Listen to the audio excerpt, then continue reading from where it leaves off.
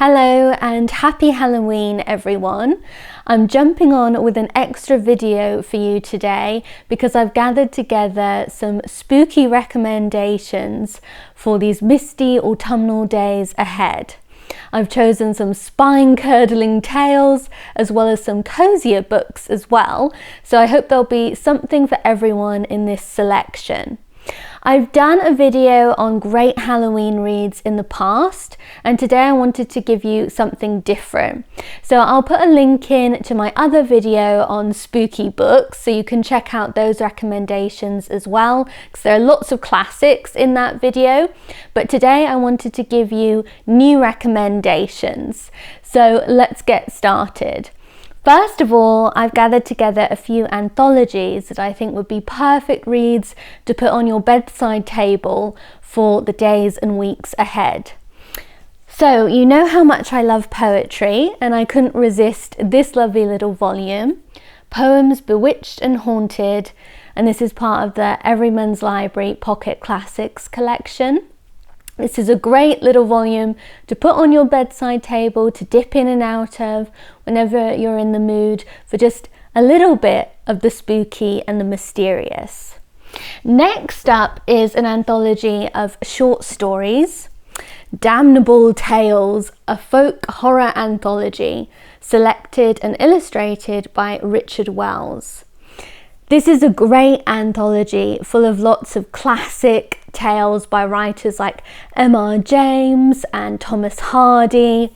I really like it as well because it is beautifully illustrated, as you can see, and the illustrations really suit the Gothic stories very well.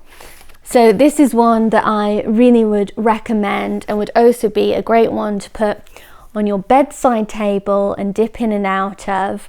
I love doing that this time of year. I really enjoy having a short story anthology with some little spooky reads. Of course, you are taking the risk that some of these books might mean you don't sleep so well at night, but in general with these classic tales, I'm familiar with a lot of them now, so they don't terrify me as much as they did when I was younger. So yeah, lots of good writers in this one, like Shirley Jackson and Robert Louis Stevenson as well. And then a final anthology is this one, which is great if you have more contemporary tastes in literature. This is called The Haunting Season, Ghostly Tales for Long Winter Nights.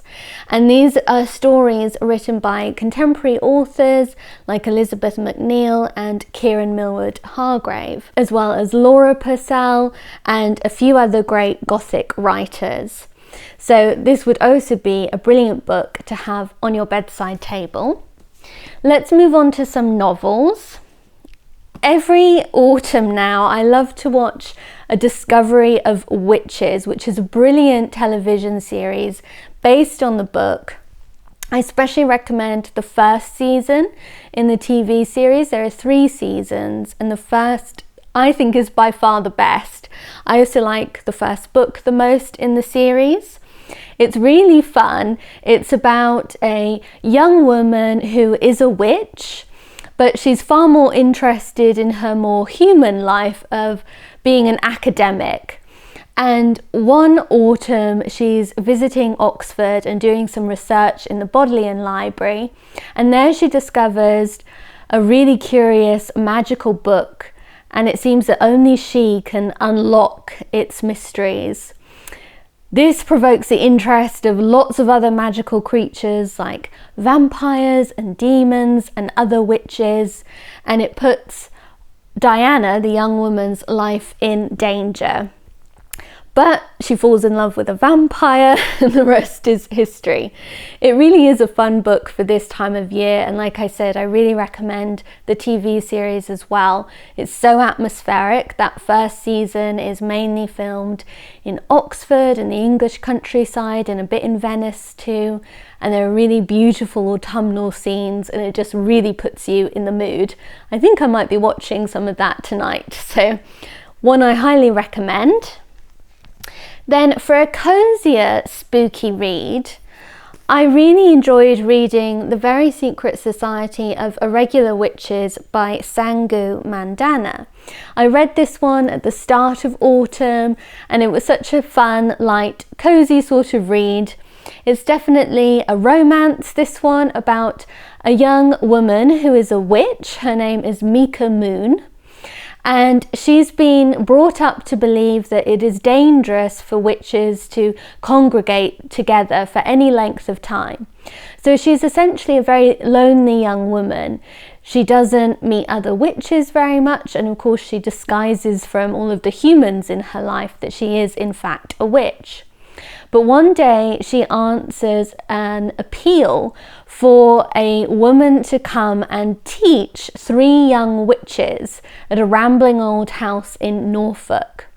She arrives at the house and instantly falls for these 3 young girls and for their guardians in the home, especially a rather moody librarian who at first doesn't take to Mika, but of course as the novel progresses they like each other more and more.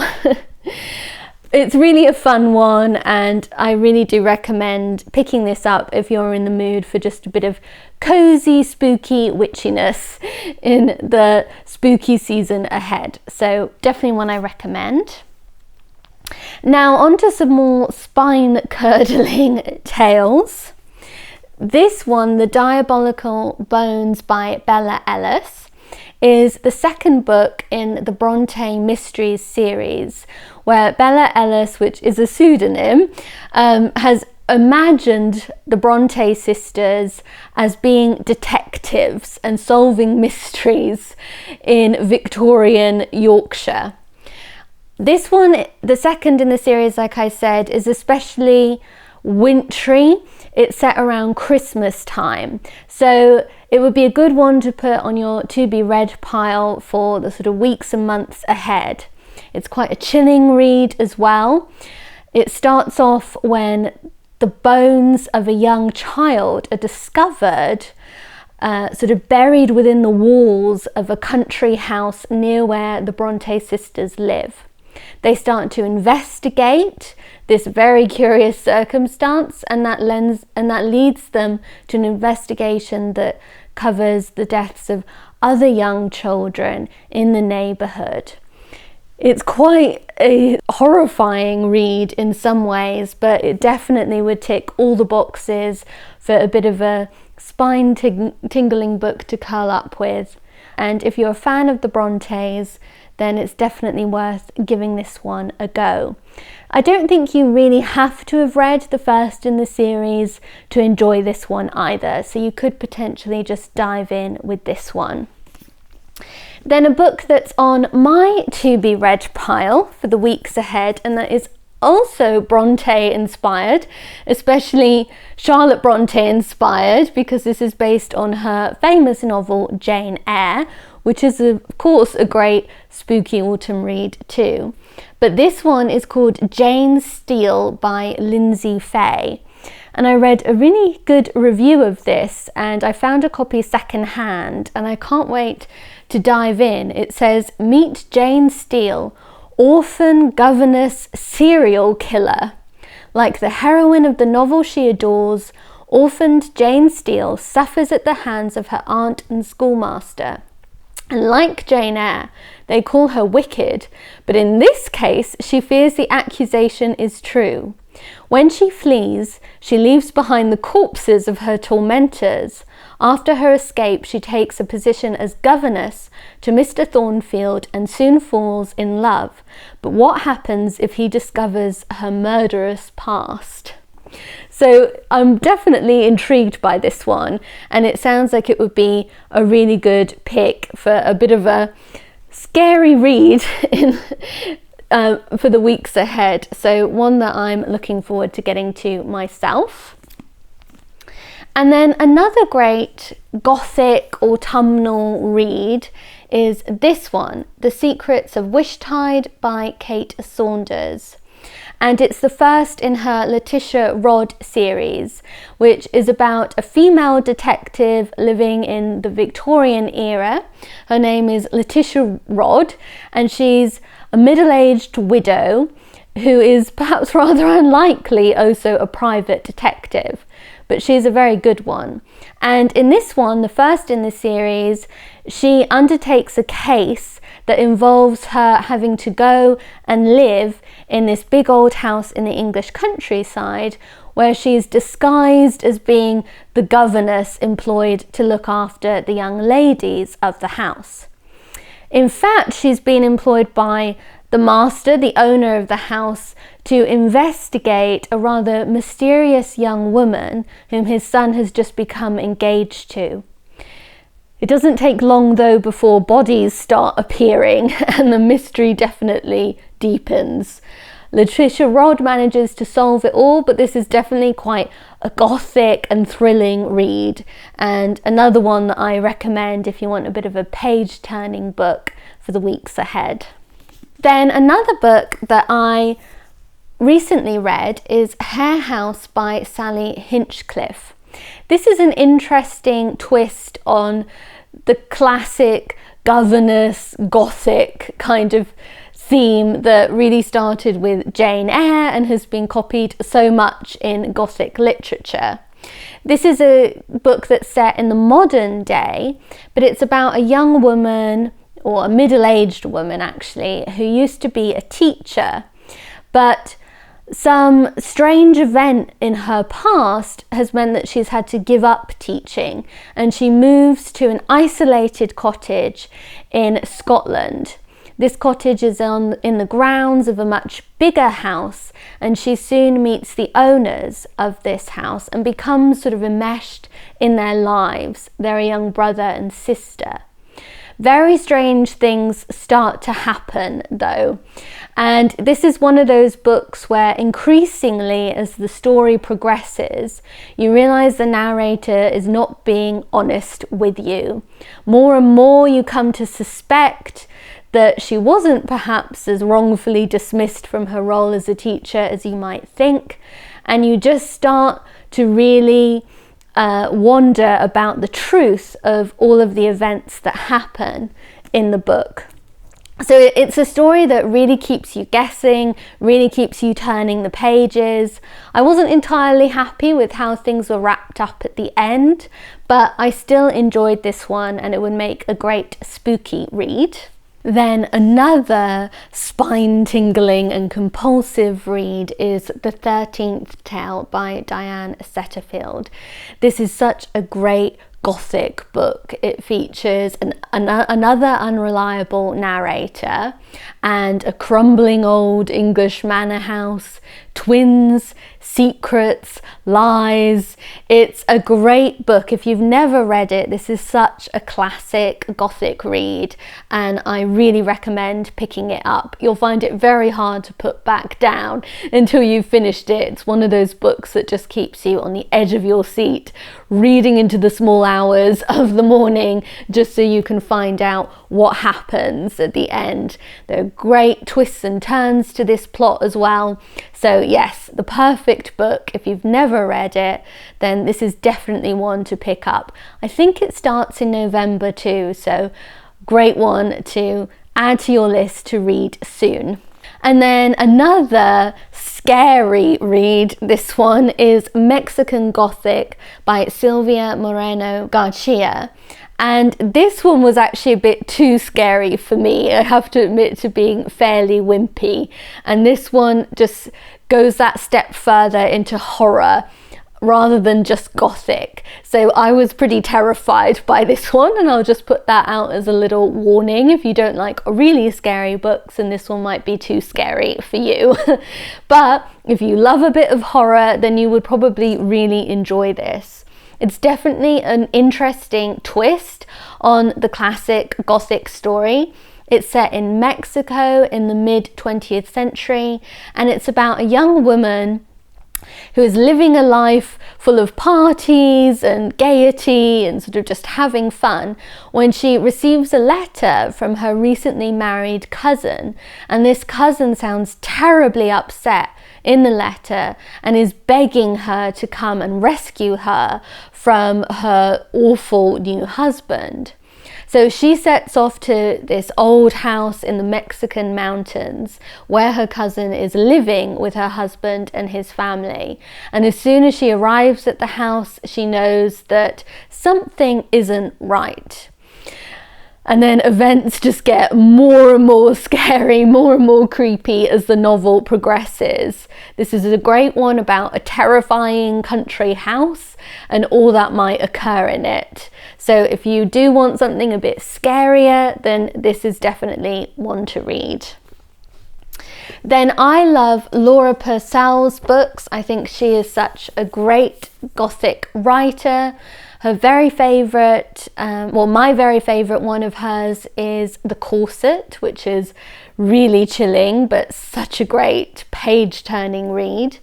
One I want to read before going to Bath myself soon is The Shape of Darkness, which is her most recent novel, and it's set in Bath in the Victorian times, and it's about a young woman who is a silhouette artist.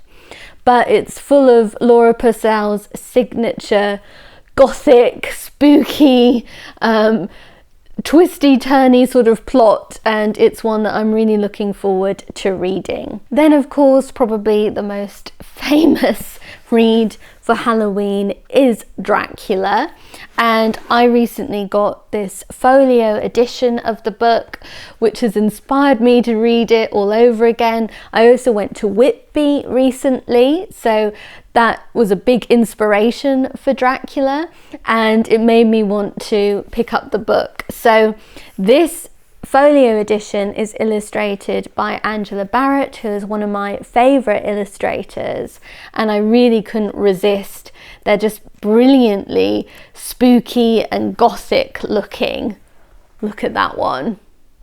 And I know it will just add so much to my pleasure in reading the book to also have some beautiful illustrations like that going through it. So a real classic and definitely worth reading in the spooky season.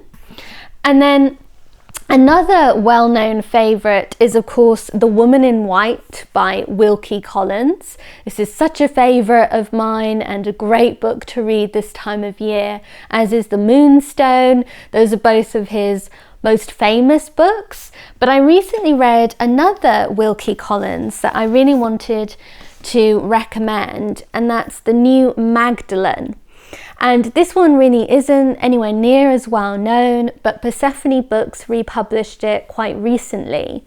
And the book begins in the autumn and then goes through the winter.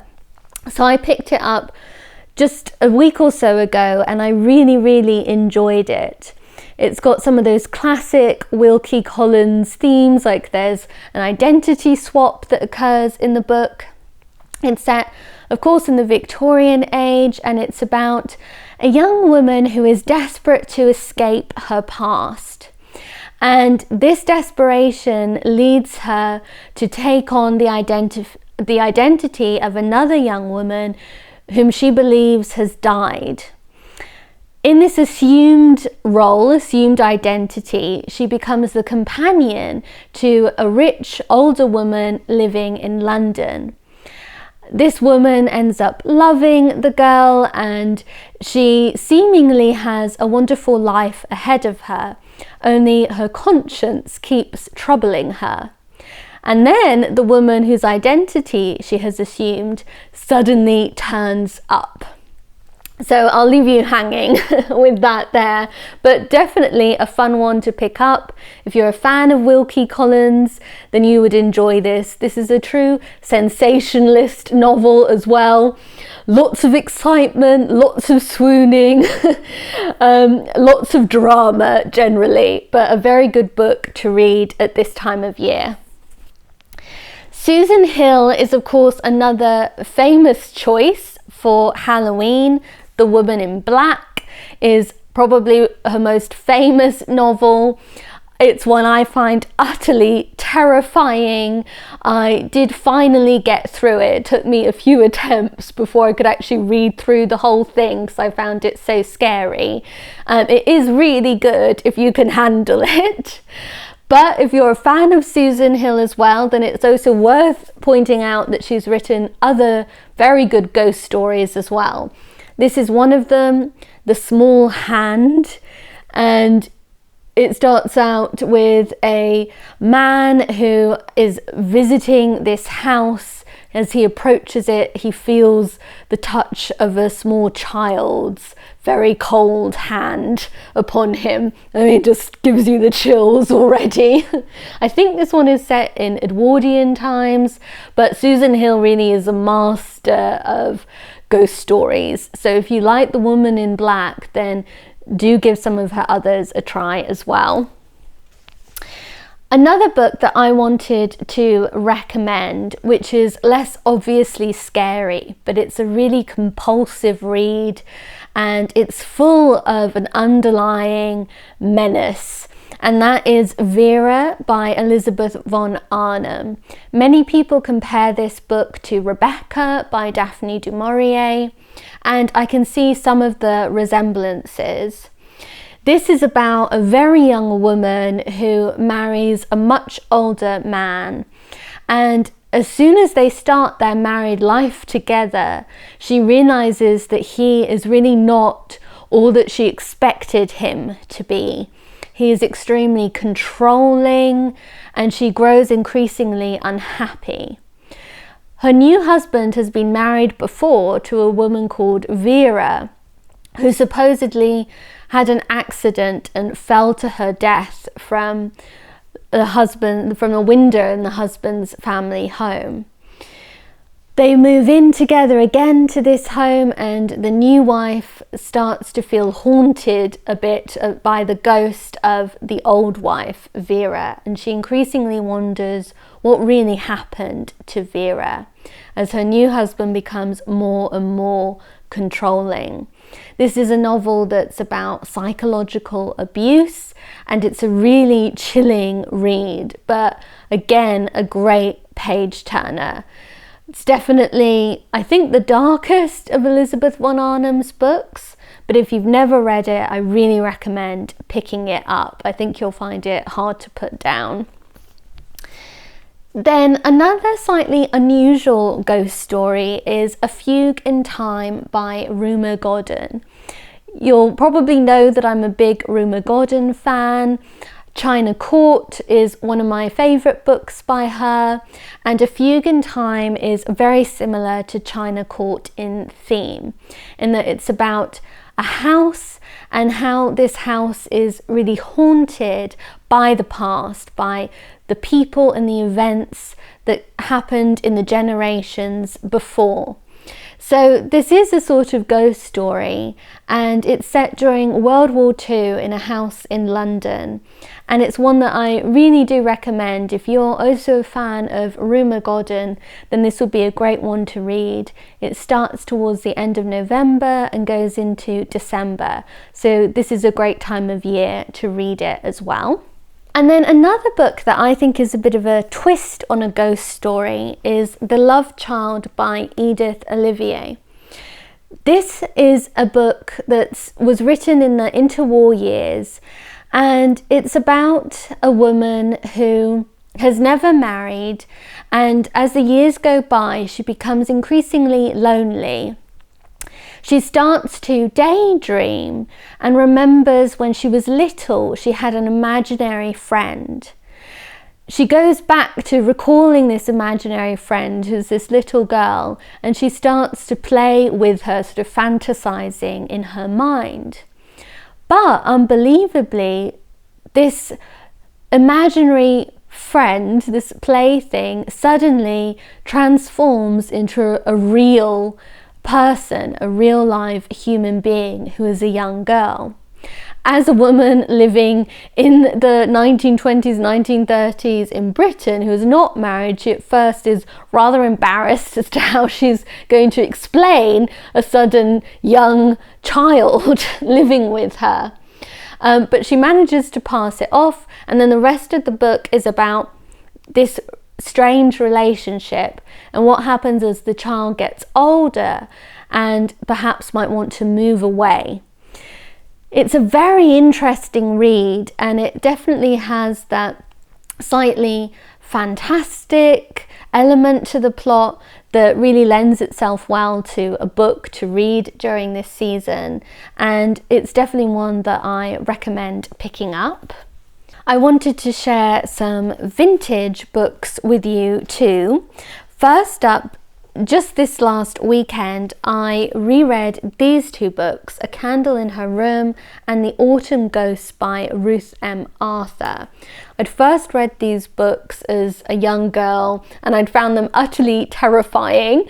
On rereading them, they're really not very scary at all, but I just remember how they fascinated me as a child, and it was so interesting to return to them. A Candle in Her Room is about 3 generations of women who live in an old house in Wales. The time period stretches from pre-World War I through to post-World War II. And it's about the discovery of this strange doll that's been sort of hidden in the house. This doll has a malignant force that some of the women recognize and turn away from it, but others are sort of captivated and enthralled by this doll. And it's about how this strange doll impacts all of their lives, some of them terribly. It sounds strange, I know, but it's actually a really good read, and there's a lot of detail too about life from the Edwardian era through to post-World War II, and I loved all the domestic detail in the book as well. It was just a very well done story, and I liked how all of the generations sort of connected. And then The Autumn Ghosts is a slightly more obvious Halloween choice, I would say.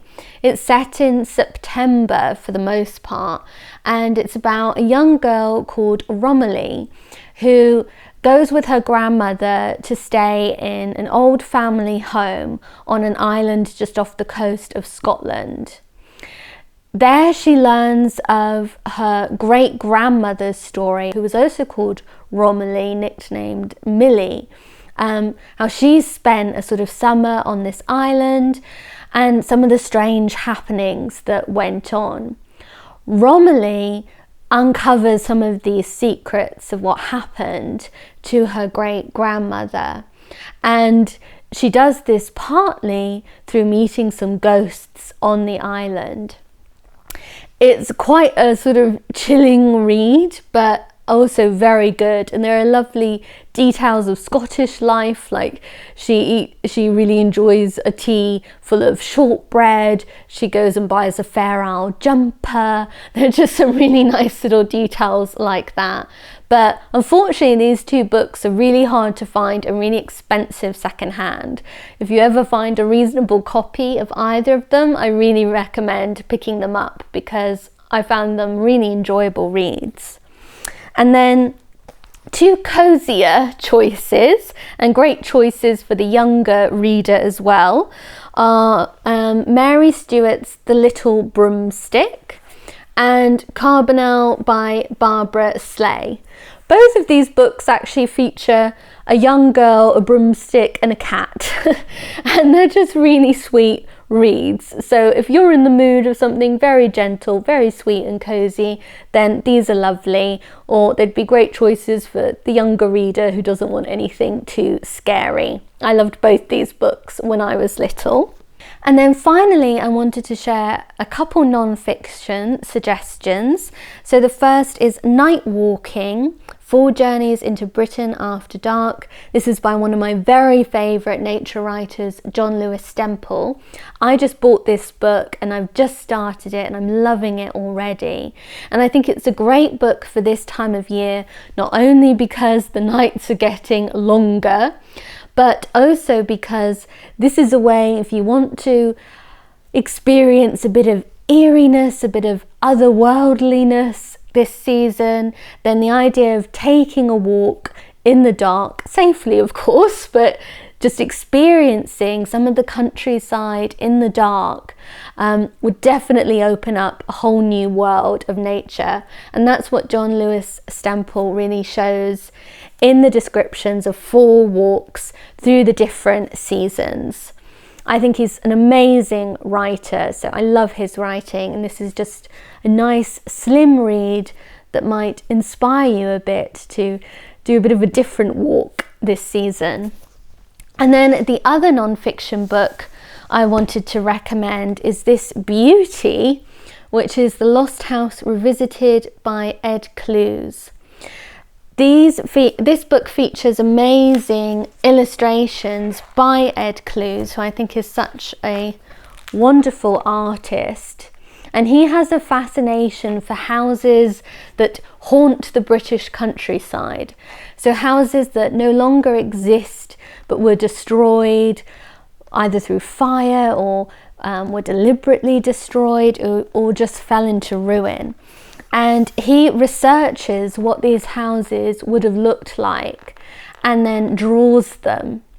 So I love this slightly different idea of the haunted house and of rediscovering parts of the British landscape through his work.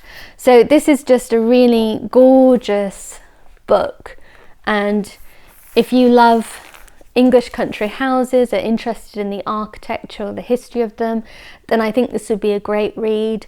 Or if you're looking for a bit of inspiration, perhaps to write a ghost story yourself, and you want to set it in an English country home, then I think this book would provide a lot of great resources and inspiration. Anyway, those are all of my recommendations for books to read in the spooky season. I hope you've enjoyed them. Do let me know if you're reading a spooky book at the moment. I really would like to know what you're reading or what maybe your favourite ghost story is. So please let me know that. Thank you so much for watching. Extra big thanks to all of you who pressed the super thanks button on my last video. As always, you're so appreciated. But thank you as always to everyone who watches my videos and who supports them by liking and by commenting. It really means so much to me. But I hope you've got a lovely week ahead. I hope it's all treats and no tricks. And yes, thank you for watching. I'll see you again very soon. Goodbye.